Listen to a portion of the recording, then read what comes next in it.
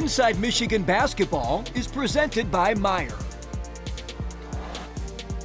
Hi, everybody, and welcome to the show. You know, I've been to every Big Ten arena multiple times. Everybody talks about Purdue and Michigan State, and rightfully so. It is really tough to win there. But Champaign is also on that short list, and that's exactly where the Wolverines were Friday night, a primetime matchup against the 10th-ranked Fighting Illini.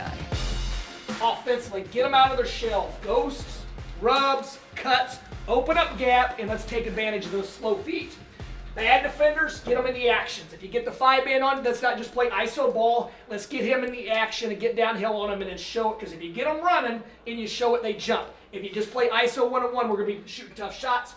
Remember, offensive rebounds equal stops. Every time, they do have the #1 offense in the country until tonight, before the game, they have the #1 offense. So if we can get the offensive rebound, that's one less time we have to go down and guard those guys at 30 feet versus our defense. #1 offense versus our defense. We'll see in 2 hours what that looks like. Quicker team to the ball is going to win.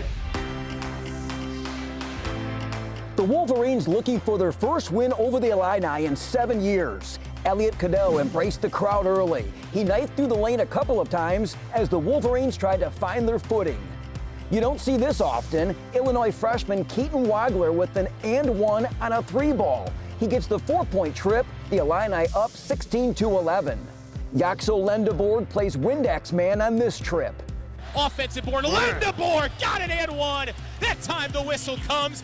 The basket and the Band-Aid to kickstart an 11-0 run. Cadeau went to the bench with 2 fouls, but LJ Kaysen was fearless in his absence. He drives and scores off the glass. He netted 7 of his 9 in the first half. Former Illini Rez Johnson Jr. booed each time he touched the ball. Knocked down a triple to end the spurt. Michigan up by 6. The Wolverines closed the half strong. Off a block by Adai Mara, Roddy Gale Jr. gets a big-time finish. Up ahead, Lendeborg to Gale, goes in and jams it down. A few minutes later, Lendeborg with a knockaway, and away they go again. Oh, what a pass! McKinney laid it up. No, what a follow jam by Rez. Fist pumps aplenty from Michigan. Rez with 13 in the frame, Michigan up 38-31 halfway home. Second half, you know it's coming. Illinois trying to make a run. Sharpshooter Joe Davis drills a 3, but moments later, Lendeborg with an answer. He finished with 16. Michigan great attacking inside. Mara to Rez for a big-time slam. Johnson Jr. with a double-double, 19 points, 11 boards. Then Cadeau knows he has the big Spaniard in his pocket. Skip it, Mara goes up and jams it down over Tomislav Ivisic with a left-hand hammer. And that was the beginning of the end. Michigan blew this thing open with a 13-2 spurt, highlighted by back-to-back-to-back buckets by Mara. Rebound down to Mara, spins way up and in, over his head, didn't see the basket, still finished it anyways, counted the foul. He scored 15 of his 19 in the second half. And then Trey McKinney drained back-to-back threes. McKinney another 3, another make! 72-54, the freshman McKinney. The Maize and Blue coast from there, winning 84-70. That snaps a 9-game losing streak to the Illini and clinches an outright Big Ten championship, the program's first since 2021.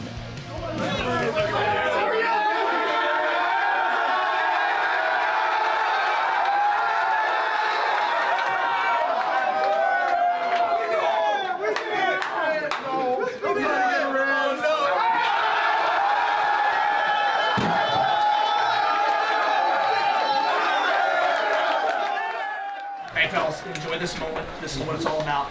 Blood, sweat, and tears. Let's keep chasing. Let's keep pursuing. Be all about each other. Hell of an effort, man. Hell of an effort to come in here against the top 4 team in the country and do this. Put these people quiet with about 10 minutes left. Hell of a job. You guys have supported your brothers every single step of the way. You guys have been there, fellas. Not every team can elevate their play when it's needed the most. You guys do it again and again and again. Let's keep doing it, man. Well, Rez, outright Big Ten champs. How does that sound? Sounds amazing. If you would have told me 2 years ago I'd be at Illinois playing against Illinois for a Big Ten championship, I would say you crazy. Since you brought it up, what was it like coming back here and playing against some guys that you got to know really well there last season? It was everything I expected. you know, physical. The pressing the grass hard. The fans letting me hear it for leaving and stuff like that.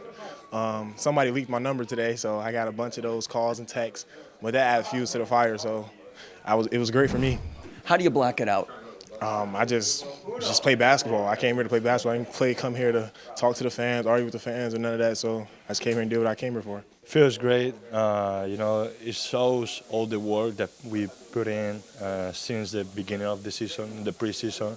You know, all the work. Like, people come here, as I said it before, people come here to watch the games, but they don't see the extra hours, the practices, the work that we put in.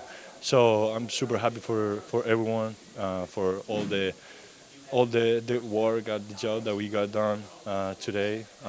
So yeah, we got the prize, you know, like the gift. It feels really great. You know, it's been a long season, and this has been a goal since, you know, the start of our summer. So I'm just really happy to be able to do this with a great group of guys. Tough place to play. Talk about the focus you guys showed out there today. You know, I think we're road warriors. You know, I mean, we do a lot on the road, and we stay together, we stay connected. You know, throughout their runs, our runs, we stay connected, and you know, we're really level-headed on the road, and it really shows. Up next, we'll chat with head coach Dusty May. Later, meet Michigan's other 7-footer, and the women win a thriller in Columbus. Inside Michigan Basketball is brought to you by Meijer, proud supporter of hundreds of local sports teams across the Midwest, and by Michigan Medicine. There's a difference between an answer and a Michigan answer. Welcome back. That's now 13 straight Big Ten wins and 17 overall this season, a new program record. Here's Dusty May after a big night in Champaign, Illinois. Dusty, this outright Big Ten championship, what is it symbolic of to you? Wow, the Big Ten is a marathon. It's a grind. The environments, the coaching, the players in this league are second to none.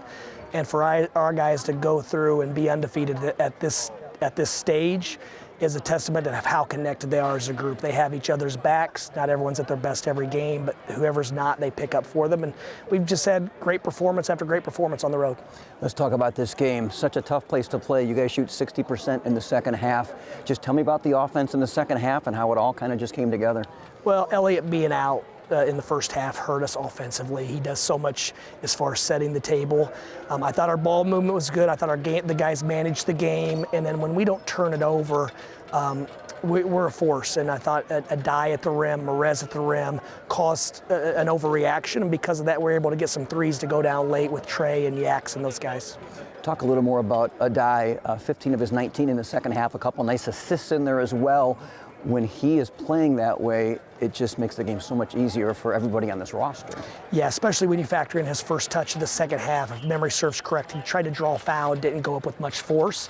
And after that moment, it seemed like he was a man possessed inside. I thought he rebounded the ball well. I thought he blocked shots. He just does so many invisible things for our team that don't show up in the box score but impact every possession. And he was awesome tonight. Rez would never make this about himself, but the focus he showed getting ready for this game, coming into this environment, every time he touched the ball, they were booing a double-double, 19-11. Just tell me what you saw from him in this one. Yeah, I mean, it was just another day at the office for Rez. To me, there was nothing different other than you could hear the extra stuff. I mean, he prepares like this, he works like this every single day, and so that's why he's having the success he's having is because of his daily work and his consistency. But yeah, the fans weren't very happy with Rez, and so it's nice for his teammates and he to really to perform the way they did, leaving here with a win. Defensively, Illinois has size. They have 5 starters who can shoot the ball. Dive into your defensive effort tonight. They were 9 for 29 from 3. You guys did a real nice job on them. We did a nice job. I thought our switching was sound. I thought we got great contest. And when we were in our normal drop coverage, I thought Adai's closeouts and contest and then even stunts from the weak side were as good as they've been all year. And I do think we were able to get to their legs a little bit. Our full court press, us being into the ball, our speed, size, and athleticism, I think, had an impact as well. But it's a very, very dangerous Illinois team, and I thought our guys guarded them very well individually. So you guys have won at Illinois this year, at Michigan State, at Purdue. I'm not sure many teams have ever done that in Big Ten play in its history, quite frankly. But the attitude you guys take on the road is so admirable, unflappable. Can you just tell me about that and what you see from these guys, I guess, day to day that lets them prepare in such a way? Well, they're prepared for every moment because of who they are and how they work. I think on the road, though, our focus is narrowed because we can't worry about ourselves. You're in these environments where all you have is each other, and you're getting harassed, you're getting yelled at, called every name in the book, so you lean on your teammates more. No matter how it's going for you, you just got to lean into the group and rely on each other and pick each other up. And then when you have the talent we have, eventually the guys are going to break through and go on a run. And I thought we answered their runs. I thought we made our own runs. And like you said, the word unflappable. These guys are unflappable. Dusty, congratulations and keep it going. Thank you. Appreciate it. Go Blue. When we continue, the bench brigade leads the Wolverines past the Golden Gophers. No matter how it's going for you guys, we learned this last game, we've got to lean into the group. When it's not going well for me, I can't splinter and make it about me. I got to pour more into my guys and figure out a way to help when it's not going right. And then winning play after winning play, it might be a basket, it might be a cut, it might be a screen. We've got to be obsessed with making winning plays for our teammates. And then April habits. Are we still developing April habits, which are going to translate into a national championship? Tonight, we have an opportunity to clinch a share of a Big Ten championship. We can't do it right now. We can't do it in 10 minutes. We can do it possession by possession with great team basketball.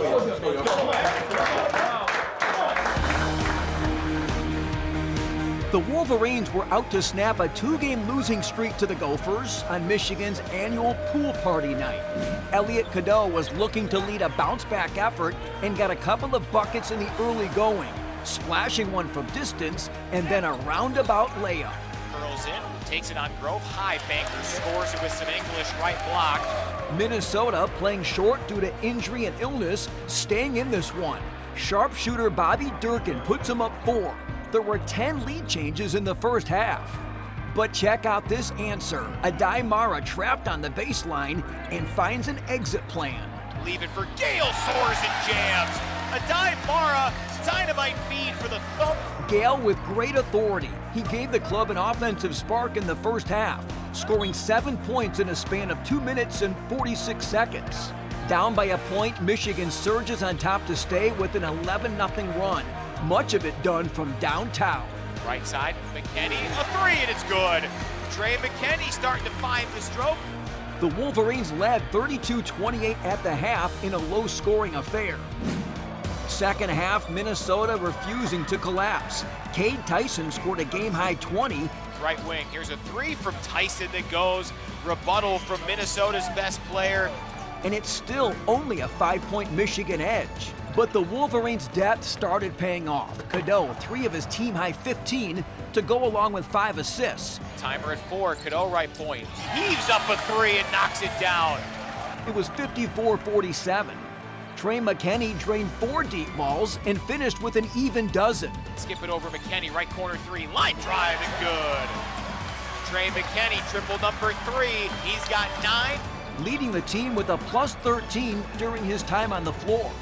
And LJ Kaysen led a scorching bench brigade. Finds Kaysen, left corner 3 ball. Oh yeah! Michigan 9 straight. The sophomore with 14 points on 4 of 6 from long range. The bench as a whole torched the Gophers for 35 points.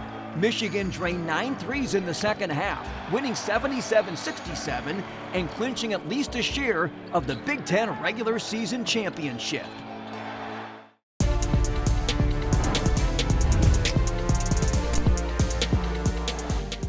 Welcome back to the show. At 7'3", Adai Mara pretty much stands above the crowd wherever he goes. But the Wolverines have another player who can look him square in the eye. Meet the Wolverines' oversized German import. Malik Cordell grew up playing handball. During COVID, when indoor activities were shut down, he started playing basketball on some local outdoor courts. That's where his hoops dream was born. fell in love with playing basketball. During COVID, lost a little weight that I ate on during COVID. It was fun. I love the community, and I was like, if I want to switch, I want to like take it seriously. So I went to a pretty big club in Germany and said, I want to take this seriously. Cordell brings some serious size, 7'2", 275 pounds. He says he had to learn to be tougher, which he did during summer workouts with his current teammates, like fellow big man Rez Johnson Jr. Obviously, I didn't play that much this year, but I feel like practices are harder than the games. Like I'll be playing probably against the most physical guy in college basketball with Rez, and I love to compete against these guys. I think it doesn't only make me better, it makes them better too. Malik is Michigan's third German import in recent vintage, following in the footsteps of Mo and Franz Wagner. He's never met the brothers, but says it's cool to have them to look up to as he carves out his own college career here in the States. I like the community a lot. I like my teammates. I feel like it's just a whole lifestyle, to be honest. I didn't really know what to expect, but I think it's better from what I thought it would be. It's very, very well organized. It's more professional than I thought. Yeah, it's been great. Malik says his first 2 years of basketball were rough. He fouled out a lot. He credits handball with the adjustment to hoops. He says the running back and forth up and down the court and the jumping off of one leg. Up next, a Senior Day celebration at Chrysler.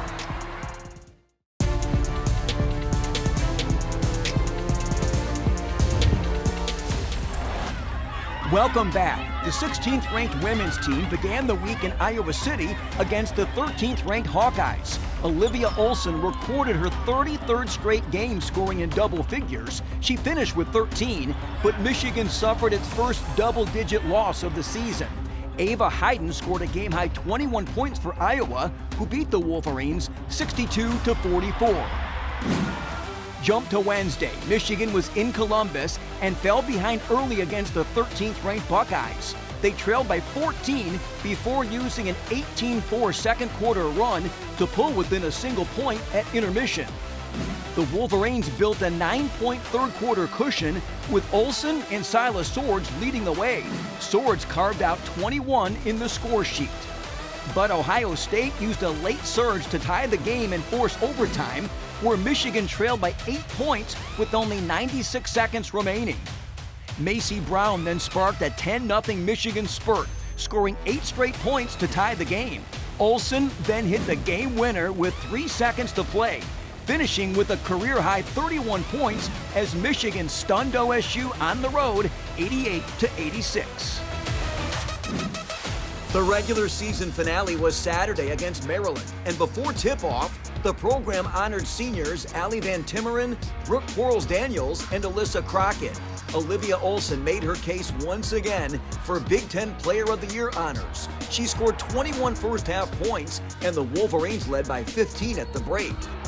Olson finished with 28, and Silas Swords chipped in with 17 as Michigan beat the outmatched Terrapins 87-69, capping the most successful regular season in program history. The club won a record 24 games, including a record 15 Big Ten encounters.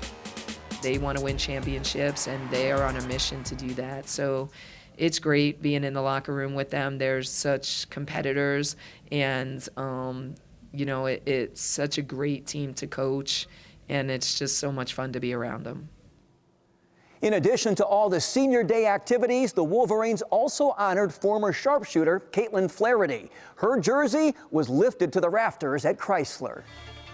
Flaherty finished her career as the Wolverines' all-time leading scorer, collecting over 2,700 points. Appropriately, she wore number 3, as she also holds marks for three-pointers, double-figure scoring, and 30-point games. The New Jersey native was a 3-time first-team All-Big Ten selection, and after her senior season, was named an honorable mention All-American.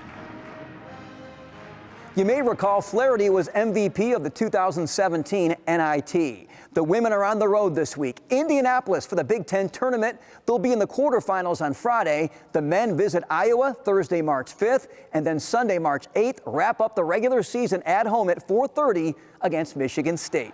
We'll see you next time.